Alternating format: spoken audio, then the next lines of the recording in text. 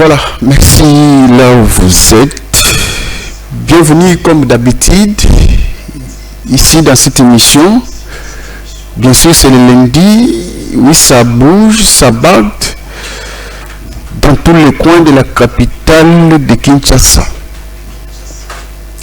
La question reste à savoir si réellement le pays va bien.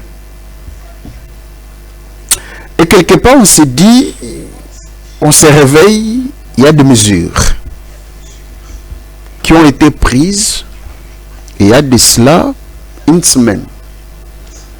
Embargo, on ne sait pas, ultimatum, on ne sait pas. Mais le peuple, la population reste timide ce matin. Pourquoi? Parce que il y a des responsables de la ville qui se sont dit, nous allons passer à un moment parfois agressif, un moment de turbulence, un moment qui fera mal à cette population tant souffert, à cette population muselée, à cette population escamotée dans le système du fonctionnement parfois de la vie. Mais à qui revient la faute? Bien sûr, nous avons les gens qui ont eu à porter leur voix, à dire, nous allons diriger cette population ou ce peuple parce que nous sommes compétents, nous sommes capables. Mais à la fin, on se dit non, on n'a pas vu la compétence. Mais qu'est-ce qu'il faut faire? Il faut parfois passer encore par les élections pour sélectionner de meilleurs. La question est de savoir, est-ce que la ville de Kinshasa marche bien ou bien la ville de Kinshasa ne marche pas bien? Mais si la ville ne marche pas bien, à qui revient la responsabilité? C'est au numéro 1. La population a le droit de donner, mais pas le droit de recevoir. Des mesures ont été prises, je répète. Contrôle technique. On a sélectionné 3000 personnes, enfin, d'être dans ce travail. Est-ce que ces 3000 personnes recrutées ont de l'expérience dans ces domaines? Ce domaine, c'est un domaine spécifique, bien sûr. Mais tu ne demandes pas n'importe qui. Qui demande des spécialistes. Est-ce que ces gens recrutés sont spécialistes, sont spécialistes dans ces domaines? Quand ils sont recrutés, est-ce qu'en amont, il y a eu l'enveloppe qui sera accompagnée pour payer ces gens? Parce que nous ne voulons pas que ces gens puissent pleurer et réclamer leur somme d'argent parce que à tel moment, à tel point, tel jour, telle heure, nous avions accompagné ce projet qui est là pour traquer les Quinoises et Quinoises. Ça fait mal quand on appelle les invités. Ça fait mal parce qu'il n'y a pas de transport pour se déplacer. Et ici, je pense, il faut payer l'argent du contrôle technique, c'est-à-dire qu'au fout mikanda. Est-ce que yo au fout mikanda na mutu kono so na mikanda nyos? Je pense que pouf 600 quelques dollars ou 500 quelques dollars à payer. Combien de documents? 4 ou 5 documents. Brusquement. Pourquoi cette décision tombe à cette heure? Parce que nous sommes en janvier ou bien à ce moment? Parce que nous sommes en janvier ou parce que on a besoin d'argent pour faire avancer notre projet. On demande à M. Bumba, est-ce que la ville de Kinshasa, la population a des routes? Est-ce que la population aussi a le droit de demander? Est-ce que cette population a ce qu'il faut? La ville va mal. Je reçois mes invités sur le plateau pour essayer d'analyser ensemble avec eux. Est-ce que c'est comme ça qu'on va diriger? Ou bien on dirige parce qu'on veut diriger? Des réformes, combien que Bumba nous a déjà doté? Ce que nous pensions, est-ce qu'on nous a donné ça? Ngobila qui était mauvais doit partir. Selon vous, on doit avoir Bumba. Vaut mieux Bumba ou bien vaut mieux Ngobila? Le débat est ouvert. Deux invités à qui nous allons essayer d'analyser le fait. Les faits restent sacrés selon les journalistes, mais les commentaires sont libres. Commentez, faites tout ce que vous voulez, mais les faits sont sacrés. Le fait, c'est quoi ici d'actualité? Traquage des Quinois, contrôle technique, manipulation, ou bien c'est normal? Mon nom est Joël Langila. Bonjour et bienvenue. Bonjour, monsieur les journalistes. Bonjour, Batonyo Sobazo Landabiso Nandako. Bonjour, na co-débatteur Nangaza Mopanzi Nangai. Et puis, bonjour, na son excellence président de la République Fachi Beton, Moukwa Tombolo. Bonjour, na gouverneur Bumba. Bonjour, na bourgmestre Nyos. Merci beaucoup. Moi, mon petit peuple, je vous reçois pour la première fois sur ce plateau, mais quand même, tous à la salle, je les ai deuxième fois, mes invités sont là, arrivent quand même si le transport est à la kate, parce que les Alakana estiment na respect. Même qu'il y a qui est belé pour analyser, mais dommage, les restes sont restés dans le parking na bango parce qu'il n'y a pas de transport. Ça fait mal, ça me touche personnellement. Moi aussi, je me suis déplacé pour venir ici, mais quand même, on avance avec les débats. Petit peuple, bonjour et bienvenue. Bonjour, Ndekonanga Mopanzi Sango. Bonjour, Pena Balandinyo, surtout Bazako Kolanda Biso na Bandako. Na pesi mbote nanga na ba Ndekonanga tosi na kozala na ye. Na kati ya kolobela mayo esi na kotala mboka na biso. Na pesi pe mbote nanga na ba o basi na kozala na kati na sima na o basi na kosimba tolotolo. O ba bengami na ba kati ya ba kosimba ba instrument. Na pesi bango mbote ba cameraman pe ba réalisateur o ya émission to ko sala na tondi nzambe botondi pamba te kolala kola mokeza bitide te soki tolali tolamuki sije malamu zali to komisa kolo nzambe pamba te apesi biso souffle de vie nga na sina kozala na tango nyonso tuna kotambola na ba l'hôpital onde ko mopande sango na tambola ka pe na kati na ba prison na sela kana komona lolenge batu bazali kozala na kati ya koluka bakoma lolenge biso tozali soki na ye na l'hôpital na moni mota kolinga kozala na kati ya courage akoma na ndenge na zali soki na ke na prison ndenge moko mutalinga za na liberté sikanga moto na sina kozala na liberté pe na courage na kotona nzale kotona. Merci mon Mboka.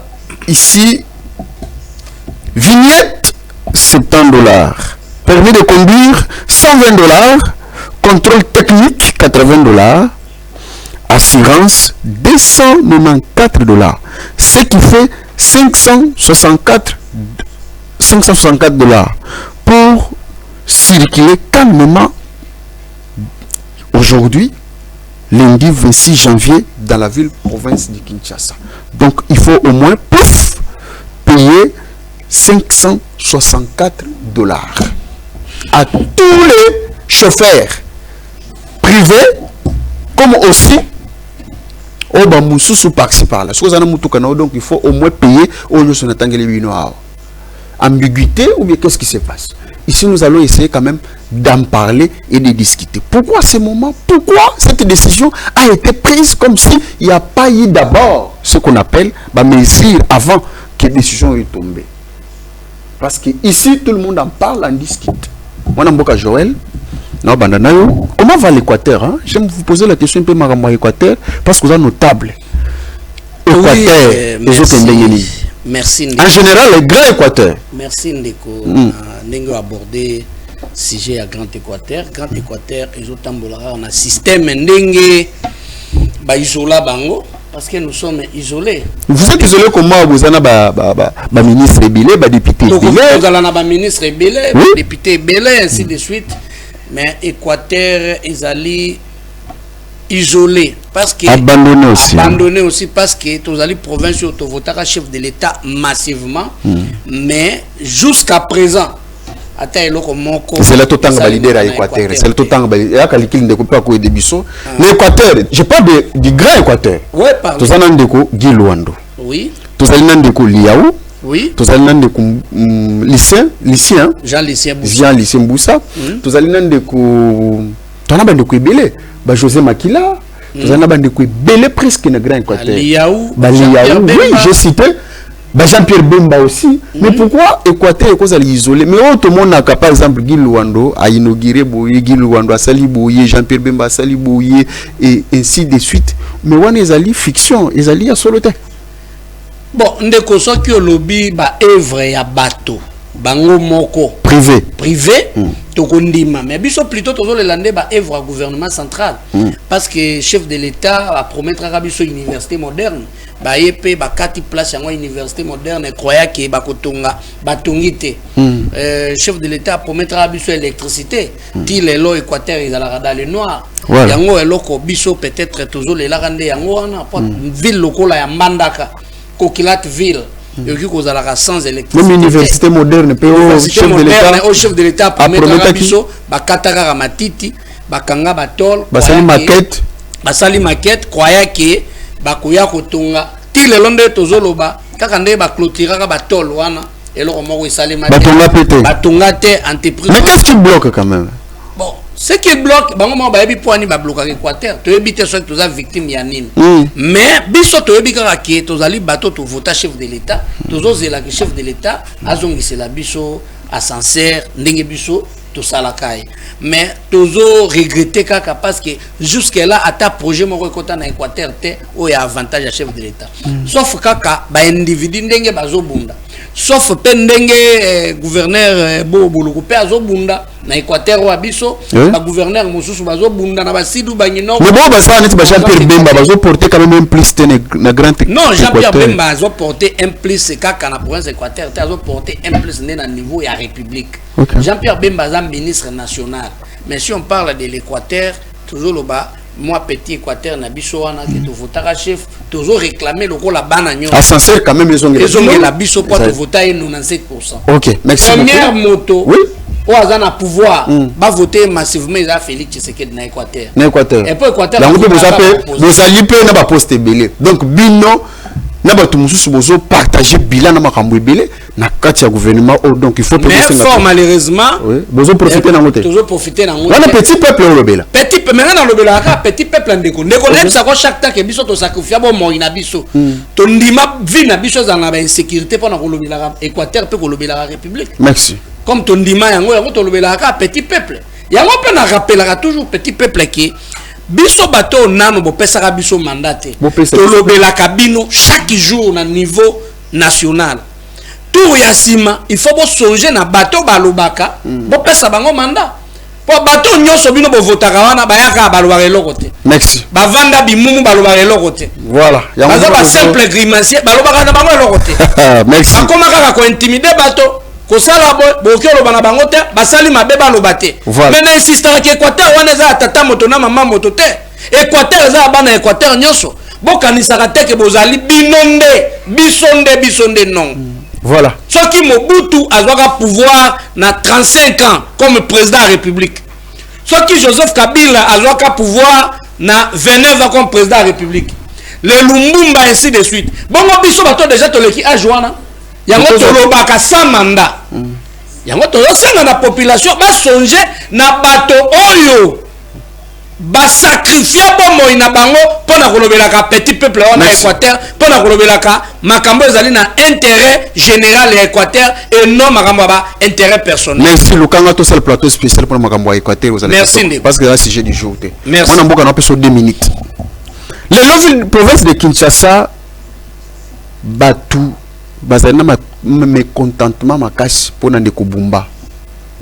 bato comment préférer vaut mieux Ngubila que ndeko Bumba parce que jusque là Bumba et Ngubila a un projet moko exceptionnel qui est bloqué au niveau de l'hôtel de ville Metro King où ba commencer les pays transport pour makambo ebele mais ça bloqué allo Bumba aye tout ça en direct beaucoup tangela biloko Bumba sali mais nga pe na plateau on peut bino pe biloko ongubila sala oh nanu Bumba salité mesure est tombée contrôle technique donc en général il faut zalana 500 et quelque chose pour sommer mikano notamment na ville de province de Kinshasa 2 minutes ndeko na ko regretter makasi soko zotangela biso ba kombolo roi bangobila parce que Bumba c'est un monsieur qui a travaillé correctement. Azo travailler nini? Mais yo zamona nanga bazo construire banzela te. Ngobila on ya tikeli banzela belé. Ngobila après ça qui opération zéro tout. Tout surtout quand on combine na ba millions de José zéro tout et ça là niveau central. Ndeko. Et ça là qui Yangobila te. Ndeko so ko lobota projet Yangobila. Les lo quoi ozo c'est. La cité non. Ozo c'est manqué na ba kinoa. Ndeko Joël tout ça la calme. Na zo kotele yo makambo Ngobila sali. Ona no Bumba sali. On passe inga 2 minutes. Mais yo au katinga déjà malobanyo. Parce que zo lo makambo dire que makambo ozo lo ba ke ba kinoa bazoloba. Eza ba kinoate naza journaliste ba pongo bila naza journaliste numéro ça fonctionne ya ngai ngobila bila na ezali largement négatif na plan sur toutes les plans de corps non infrastructure na ville pour de Kinshasa infrastructure est-ce que on nzela nazo pesa nzela moko ya Bumba et ya Ngobila yo zo pesa nzela moko nzela pesa asali nzela belé yo biso ke Daniel Bumba les loyaux tangela na denzela les quitter non na bana otangela na cité ti mi balé partout na Kinshasa mobimba mi balé ya Ngobila ya Bumba mi balé na sendengelo 5 ya Ngobila ngabe to na bina tangelo ya Bumba na otanga plus de 100 tangela mi balé siko to yebi ke ba chantier zande belé tangela mi balé na bana otangelo na cité après to bima ville ni balé kana fu province Kinshasa na banda wapi pour les belé pour partout il y a des chantiers so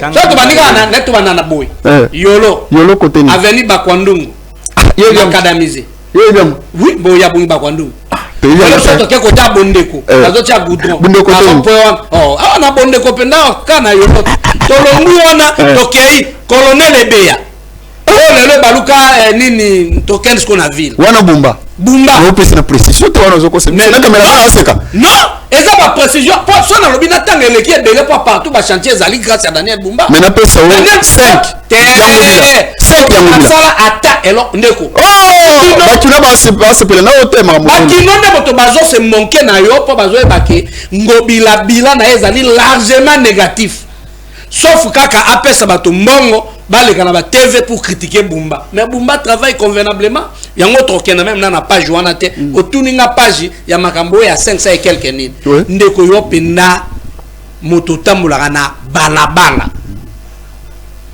soki batunio permis de conduire ona moto wana sali mabe soki batunio assurance o ya vie na yo moko ona moto wana sali mabe soki batunio vignette wana moto wana sali mabe soki lelo yo balobi batuno contrôle technique ya bato ya motuka ya yo moko wana moto wana sali mabe vraiment bakinois ba saluer décision ya Daniel Bumba bakinois côté ni partout surtout pour la décision ou azui lelo ya mambo transport et moi ni noir sur blanc que bato nyonso batambola na Kinshasa sans baza na mikanda donc Bumba zana raison na point wana Bumba a totalement raison na point wana parce que lelo e monani ke soki ba crime ezo salema parce que mituka ebele za mikanda te merci so mikanda zala ki na ba mituka mais lelo moni ba mituka ndo circuler mais yo tina balabala ana vide donc mituka nyonso tambola ana beaucoup des irrégularités bazana mikanda te félicitations coup de chapeau na Daniel Bumba ezali pe façon mosusu ya ko lutter contre embouteillage lelo embouteillage ezate merci c'est grâce à Daniel Bumba ya couple ya Daniel Bumba na Edi Yeli Molangi ozali fils na e bakinois ba saluer décision wana po ezali façon ya ko garantir ba chauffeur ko garantir population ko garantir mituka otozo tambola na yango etambola na ba état ya malamu pour créer ba anu na banzela te. Merci beaucoup. Dans cette émission spécialement on parle de mesures prises par Bumba pour na makambo ba transport. Moi na mboka ozana parole na yo sur ba mesures ya Bumba. Mais en tant que kino Nandingo zotele makambo perspective ou bien rétrospective tango zotele makambo entre Bumba na Ngubila ba projet na bango yo ko pesa ni raison nani quand même asala pour na bakino na bango no sumibali. Merci beaucoup ndeko Mopanzi Sango. Mutuna na yo na wana na libosona na ko yebisa ndeko tozali na plateau. Bumba azo réhabiliter ba commune na ba quartier. Maintenant on na kosala penza balabala te. Mais ba commune na ba quartier coup de chapeau parce que ba commune na biso na ba quartier na ba fini isa kolata mposo ya mpembe pamba te to sena ko vanda na ba mboka oyo boye na ba commune to tsana ko mona ba makadame kota te. Mais koloba ke Bumba sali balabala to kilométrage ya molai na Bumba sali te. Gentili Ngobila to kosena ko na kati boyebi kaka pamba te na kati ya sina kotala matanga. Oui matanga po tango zo ko citer kombo Gentili Ngobila kobusa na teke biso pepe tozali wana eke banda kuna biso ba prébanité Gentili Ngobila tiki prêt transport ebanité atikeli biso pe prix transport te na ville ya Kinshasa Gentili Ngobila tikeli biso tosila kana kosana ka sokota alimentation au futa kaka mbongo ya papier chassé. Mais attention que c'est la confusion entre gouvernement décision gouvernement central na provincial. Papa tikande kwa zolo makambo na malamu yo zo makambo ndako ya solo bila wala ça qui est casquette ya lukuta na makamususu ya solo ba boka na musicien babina elo oni Ngobila zela asema mwebele mbuna na kati ya makambo ndeko zolo ba masolo yo ni mwa pechende Ngobila asali banzela otomoni ba elengesa azaki na kati ya motivation banzela na motivation pe ya gouvernement central na lo bana makambo sita kotala autorité ote gouverneur soka ye a petit c'était na eloko otonde bonaki ke covid-19 alobi ke bembela ezonga na ndako te ekendaka na morgue ça va on a que gouverneur assez voilà na makambo sita kotala pe ba balabala ba long trajet Ngobila c'est qui na kosala mais oya ko kumisa biso Ngobila ate soka zaki modèle aza pe référence te na ezaka ka keno ko boka ko kanisa Ngobila matanga to sila kana ko na susu na kolela nguna ndako te to kenda na morgue elengesa te Ngobila ne mtasaka po moto soka sita ko na manda foti kelembo atiki babilembo ebele non bino bolinga tika atiki ebele bino nde boye mo corriger mo pensango tika tango so ko sena ko loba boye peuple ko silika pamba te bilembo to ko loba ko tika tant gouverneur aya ko papa na biso ko tia biso libanda te gouverneur ndinga bongo faye ba ke biso to vanda ka wapi gouverneur Gentili Ngobila ba te to peuple vanda wapi ça le bino banzela nyabi boye gouverneur ya Ngobila tiki impôt locatif ba futa ko ba baer ayebi ke baer fa futa impôt locatif na fin du mois mais Ngobila ayebi yango me batikala ko futa te Ngobila Ngobila impôt locatif ba respecter yango te sika Ngobila 10 mois garantie locatif ezakaka attention la décision au niveau central gouvernement central wana biloko nous au niveau gouvernement central mais Ngobila attention provincial parce que le lobby no besoin de confusion place wana pobola tsango gouverneur minute tikana kene mbangu ba tika c'est aux Bumba place aux autres makambo et Ngobila il faut na corriger quand même mais place au style Bumba tant on a le bien Gentili Ngobila kolala na biso etamboleli na biso sécurité na biso et sina kota la gouverneur yenda sina kota la moko o ete akopesa biso na nyoso gouverneur c'est que soto kena Bumba Bumba ndenga sina kota la wana zali moko o ete ayesi ko lokola mwana ya liboso ya ndako mais na sina tango eta sina ko lokola mwana liboso ya ndako akosena kota na kati ya bakale pamba ta okuta na kati ya bloc moko babengi gouvernement provincial gouvernement provincial mte komisa ke place on a malgré mokonza mboka ne mta promulga ki akoma gouverneur mais bato baseki na voter za gouvernement central provincial ba chef ya Bumba gouvernement provincial mais na sika aye lokola mona na ndako maza na bakati ya ba kale aye liboso abi ba venir beleza ya kokangama afungoli ba venir Bumba za moko ko féliciter na boulevard wana na côté tali côté ya kin marché wana kanga venir wana gouvernement gouverneur nani Gentili Ngobila le kawana kimbuta kuta le kana avenir na biso to ebika ke no ezaka venir te ezande bandako ezaka wana mais tango Daniel Bumba ye bomoni ke te avenir na etikala venir donc elobi ke azak Daniel Bumba zo sala mais ayeko kuta nkoko somoko o tata mokonza mboka na biso ayeko kuta mboka na biso lokola neti immeuble o babengi ya kombo immeuble ngo nini o ezaka na boulevard babengi yango galerie présidentielle. So côté à galerie présidentielle, on écoute immeuble on est dans une énorme propriété. On écoute en union tout ça déjà bloqué. Ndenge mo konza mboka so écoute mboka. Ndenge pe Daniel Bumba kuti fila Kinshasa tout est bloqué. Ñu mutu nyos tout yeme. Sika na mai aussi na koloba pona Daniel Bumba akosena kolata bobele kotime et kotwana za boya kolata yango akosala na force nyos tous les moyens qui étaient pona était ville et c'est na komona na kati ya bokasi na yango. Maintenant ce que ça na kati ya question na tuninga de gouverneur Bumba olobi question bandela question non de kompandisa ngo pambate ma o esi na kobungisa nga ezali gentine ngobila o atikaki biso ba shege ba fazer. Voilà, contrôle technique. Et tout à fait normal qu'il faut contrôle technique mais prix oyo bandele les a pris en ngwanate pambate ba yo basi na kosomba permis de conduire bazali moi ba ike ba sombi permis de conduire sika omoni te bato basi na kozana kati o te na kosena ko benga poison rwandais parce que poison rwandais koti na nyoso poison rwandais koti na nini et beti calcul ya nyoso ndje c'est comme si mutu sikoyo azana mutu kasombi mutu kasikoyo après ya bina ngina tambo sona ville Kinshasa na ko banande nini oh non il faut somba permis de conduire il faut somba contrôle technique oh c'est quoi ça les histoires ngai nazana mutu kesela kina kozana kati ko somba contrôle technique na permis de conduire c'est ce que basina ko lobaka contrôle technique contrôle o esina kozala ezali obele contrôle o était potosé à kozana kotambola alima pena humanisme na bo moto et lobini était chauffeur face à permis de conduire lancement et lancement qu'il y a depuis longtemps moto a permis de conduire taza ko igoi alors zobeta calcul na chango 500 na siko mutu kana somba yonga siko de comment penser voilà 500 on a faut battu so bayeba yango pour communication ba pandisa ngo ba ko kene na biso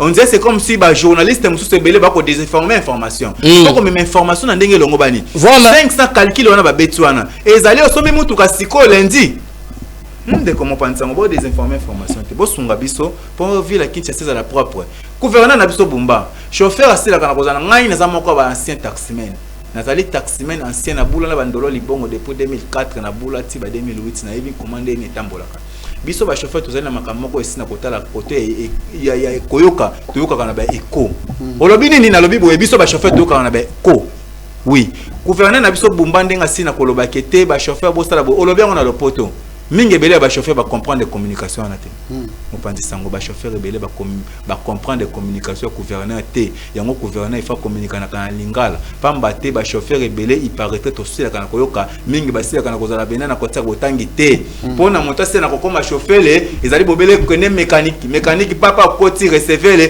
mais faute maintenant ça est pas na minute faute sina kozala bobele la population ou bien l'état tout entier l'état de tatikel biso biberon partikel biso Babylone le binini mibeko ya mboka ezali kati ya mibeko yango me bato bakotambola na mboka na bakotambola sans cynique l'état soit face à la suivi à celle suivite atiki biso to tambola sans permis l'état atiki biso to tambola sans autorisation de transport sans expertise sans niveau. Donc Bumba dinga instaurer ordre oui alingi quoi alingi azo rétablir déjà ordre olingi Bumba makase oui na lingi misala ya Bumba ndeko Bumba alingi tama na lingi misala ya Bumba chauffeur so kazali na kati ya ordre TC qui peut ordre wana taza nango peut-être na kati ya humanisme na ndenge nini soki te chauffeur asina kozana na kati ya kosomba mikanda te c'est ka kobomba pe mbongo te ndenge siko ba ke grave bongo Bumba ndinta makaka olobi nini na lobi boye Bumba po ordre kota na kati ya ville ya Kinshasa na capitale il faut nditama na nini na application tche mais tia subasement soki bakangi moto asina kozana kati ya ko respecter mibeko te kosomba mikanda te bakanga ye bakofutse combien pe kosala mando na ye combien nditama kaka wana parce que chauffeur azaka na économie te bako wela mbangu na ko grever économie ezate lelo lobi na kula bakobima mais tika kaka mibeko wana ezala bongo po moto nyos passer na koyeba ke pona kotambola na mutu kafoza na misolo pona kotambola na mutu kafoza na permis de conduire en plus faut respecter pe mibeko na ndenge ngobani ya ville ya Kinshasa. Voilà, merci beaucoup dans cette émission. Chacun de nous à sa façon y a considéré Makambo il a permis de conduire, il y a tout ça. Ce qui par exemple Bumba Yemoko a besoin de décision, il y a bien, on applaudit. Ce qui a besoin de décision, il y a bien te toza wana kaka pour toye bandenga rosala. Mais quand même biso peut on a devoir. Quand vous avez que non to futa permis et consort. Mais bon, c'est pas bansela. Ba garage peut plutôt ba parking, il faut payer ça là. Et vous allez Makambo moko il y a bien. Voilà, dans cette émission, moi Namboka Joël, voilà Makambo ajouter. Ah, omoni ndeko na ebisi yo ke vérité est égale à la vérité. omoni ndeko Bumba akutaki Kinshasa nenge président Tshisekedi akutaka République démocratique du Congo. Donc ils allaient blocage sur blocage. Mais le col a pour rétablir ordre. Les loyaux n'en de côté est-ce que bandeko basomi mitukaka lelo? Pour biloko wana nyoso ba prévenaka yango avant.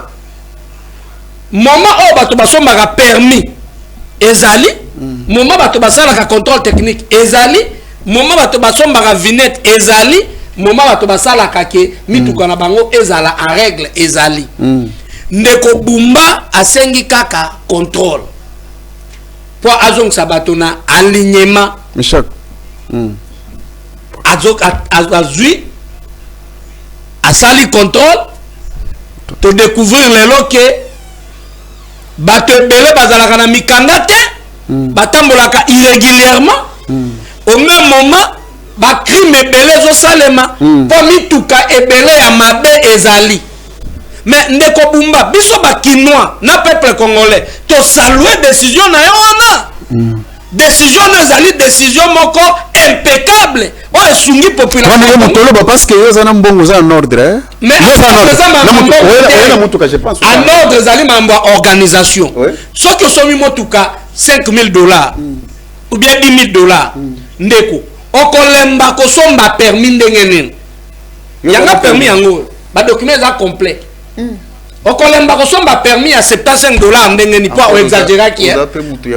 Olobaki que permis eza $100 et quelques dollars. O seli Bumba makambo. Tezawa yango ngana za na permis $75. Prix à permis yango. $75. Na bandela otanga. Koyo olobi $100 et quelques place na moko ya permis à $100 et quelques dollars ezate. Il faut rectifier. Soki osomi motuka il faut que ça la document o esengeli ya kotambusa motuka wana document okosala ekokani na mbongo motuka te Bumba akimi kaka pardon de kona sili sa fille na si sa fille d'idée mais vignette ezali donc Bumba asali kaka ke pour congolais azala sécuriser ba crime diminuer na mboka makambo ya mabe esila na mboka il faut pas ba enlèvement ça les manami tukana moyen bo répertorier en côté mais ceux qui motuka ezali en ordre ezali na permis ezali na vignette ezali na asala contrôle technique asala makambo nyonso bokozala na facilité ya ko repérer motuka mais ceux qui ezate ba crime ko salema yango lelo to détecter que il y a beaucoup de criminels na mboka oyo parce que batambusa mituka sans document biso bakinois to saluer décision. Félicitations na couple Bumba et voilà, on va finir avec le chapitre 7. Félicitations à Bumba. 7 ans du président Tshisekedi au pouvoir. Quel bilan? Positif ou négatif pour finir dans le dossier? Mitigé. Il faut le négatif. Dans quel secteur il a fait ça, il a fait ça, il a fait ça. Étude comparative entre deux régimes. Ndeko, sur question à Bumba, Yoko Sidisa Boulbani. Merci beaucoup. Parce que Alingi Bisala Bumba Ndeko. Yozo poussé Alinga. Parce que lui c'est Bumba. Bumba wa na sala kana gouvernement provincial. Mais yozo ka yandi. Pour na sala kana gouvernement provincial te, na sola kana Bumba te, mais na talinde ba œuvre au Bumba zo sala. Yango na prochaine. Ngobila penanda atika chèque plein na Kinshasa, ngobila atika ne ba mabe belé na Kinshasa. Merci Ndeko. Ngobila atika mabuti. Gouverneur Bumba eloko na hostile na kozana kati penza ya bosengi. On peut se na conseiller sur toi. Oui, conseil na opesa pe na ye, assez na kotika elembo. Elembo kotika na nini? Na ozo ka exemple ya mokonza mboka na biso ndenge azotika bilembo o to kanisa na mambo ebele o mokonza mboka wasala biso. Bumba chauffeur azama to imangombi chauffeur asila kana koyoka bobele na kati ya discipline na contrôle omoni contrôle ndenge zo sala maboye na kati ya Babylone okomona ete bakomelisa biso biberon ate botika lokola ete ba chauffeur ba grever transport eza passe botika ka bango bongo na kati wana ebotela biso insécurité bakomi ko bomba ba chauffeur pourquoi bomba ba chauffeur parce que ba chauffeur ba tambola na mituka sans couleur ya drapeau de Congo Pansango sans autorisation de transport sans expertise Bumba otiki transport na kati ya ba libanais na ba indien auto bengi ba transport ba na kotanga na cité ba kombo na bango ba yango ba taxi nanga tant ba chauffeur ba grever nga kutu na seki na le ba chauffeur ba grever na nini parce que ba bazoka da ba yango grever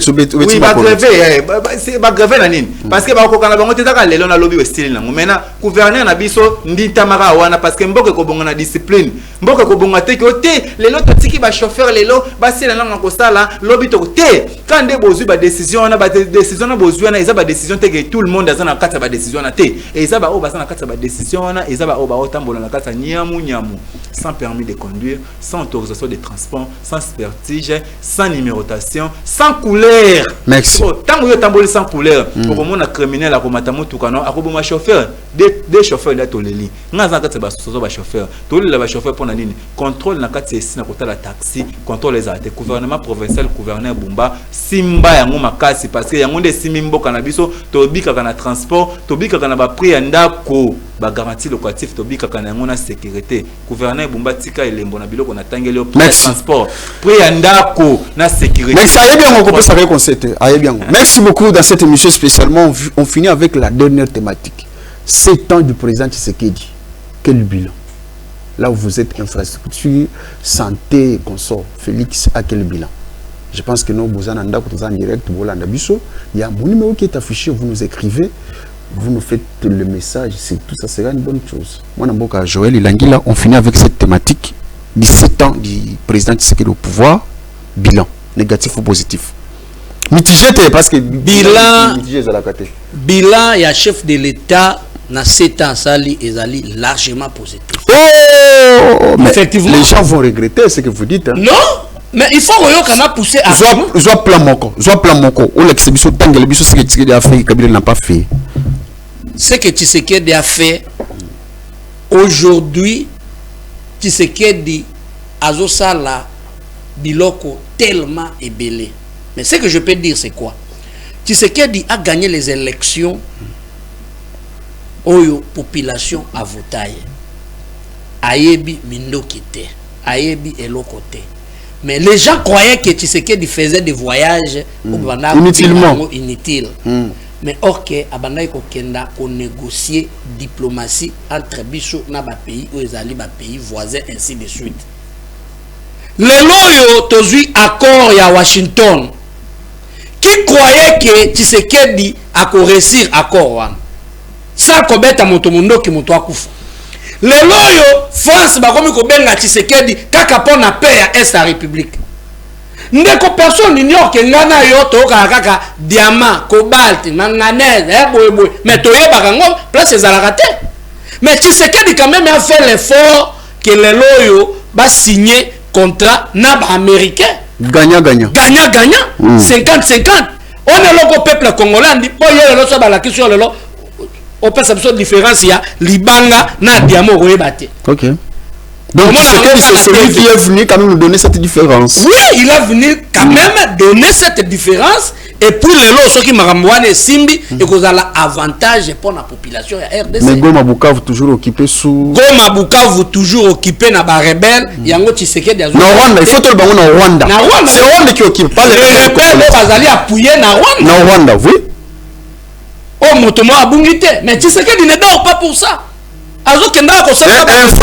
Infrastructure. Oh, les infrastructures. C'est là où les bas blessent. Ce qui te lobby, Totanga et l'équipe tellement ébélé. Université construite. Les écoles.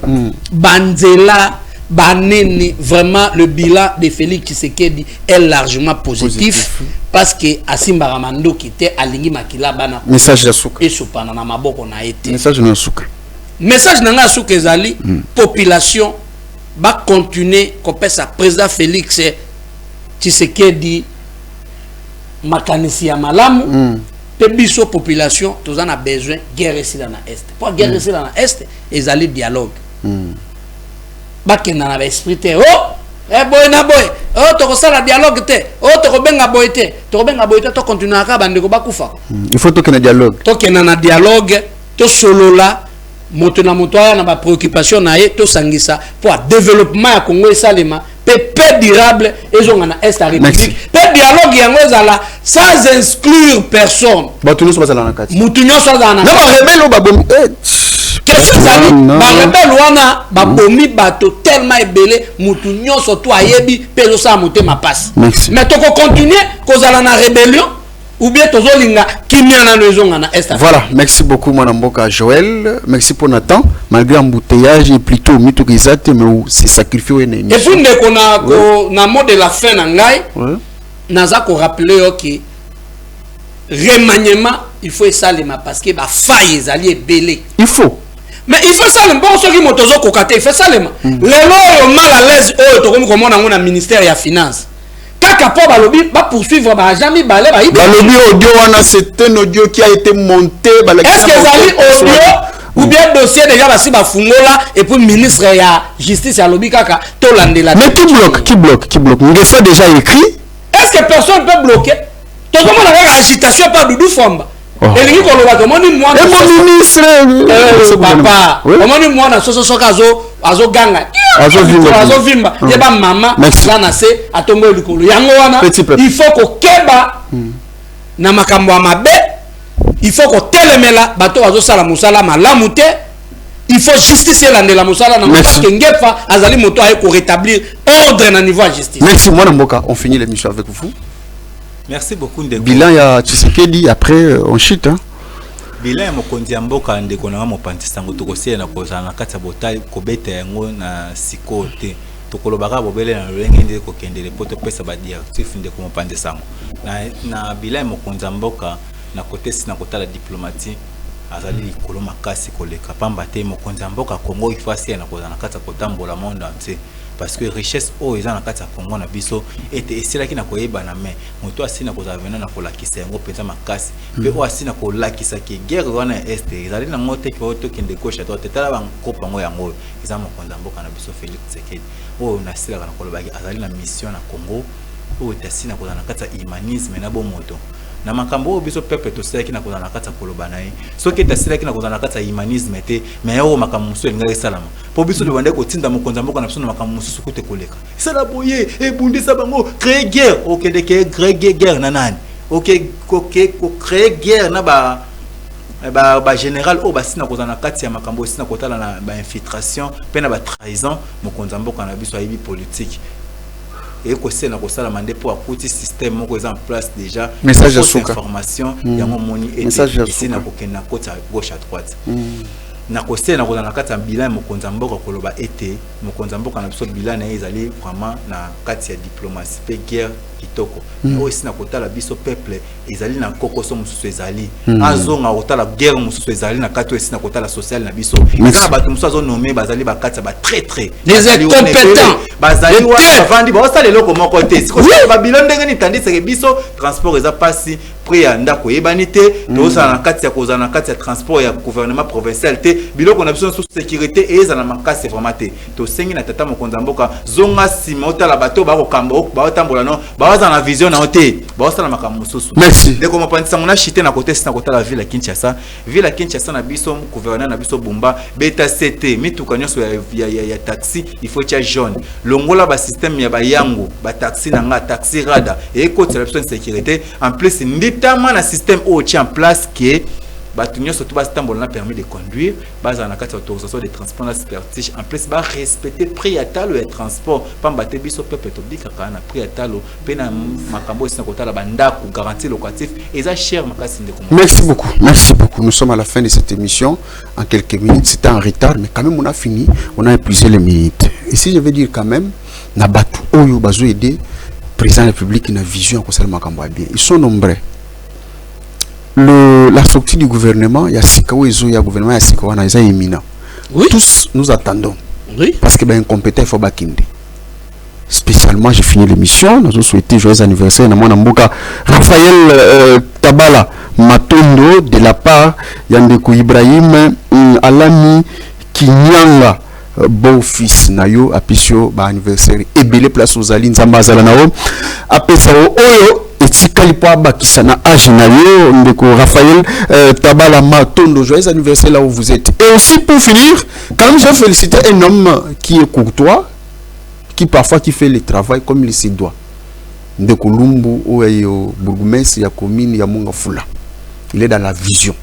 Et j'ai suivi la semaine passée à Sangisa qui va chargé de sécurité sur Mongafula, qui était dans son cabinet une réunion très spéciale et aussi réunion et seulement qui presque toute la journée pour savoir dans tous les quartiers, sur toutes les avenues, Makambo Babi Ozo Salima. Pour nous, ça contrôle sécuritaire. Pour nous, qui fait quoi dans tel coin. Le seul et l'unique, depuis que je suis à Kinshasa. Qui essaie quand même, il y a Kosala Makambo pour la population, soit habitant, il y a Mongafula Atambola comme il se doit, la sécurité nyoso. Je pense que non, il y a beaucoup d'éléments. Oh, émission prochaine, les images. J'aurai ici toutes ces images, na ba vidéo noso pour na mon ndenge otchela bino botala ndenge ndekolumbu le bourgmestre de la ville de la bourgmestre de Mongafula ou président qui réunion na ba tunyo, je pense ministre provincial de la sécurité pas Zalaki na Mongafula invité par lui na ba tunyo sur la brigade de sa sécurité ou Zalaki Sengomingi. Merci, on se retrouve prochainement. Ciao. Oh, tu sais qu'à 20 minutes, pas mal. Vous savez,